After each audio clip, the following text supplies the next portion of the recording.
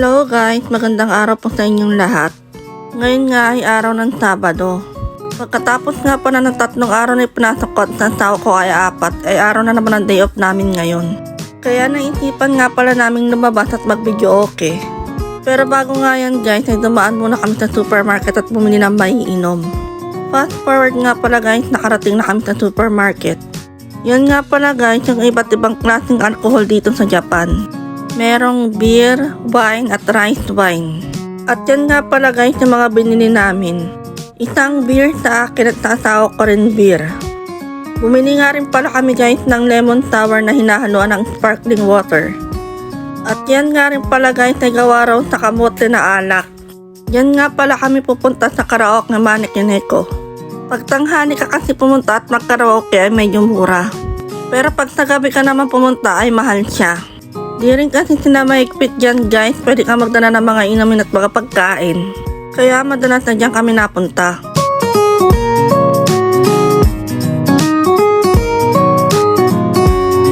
Yan nga pala guys yung magiging kwarto namin, maluwag siya para sa 2 tao. Di ka mahihiyang kumanta dito guys kasi lahat ng kwarto naka-private. Kahit anong gawin nyo dyan guys, magwala man kayo, sintonado man kayong kumanta ay walang papansin sa inyo. Yan pala guys yung karaoke machine nila. Yan mo nga pala itatapat yung remote nila pag nakapili ka na ng kanta.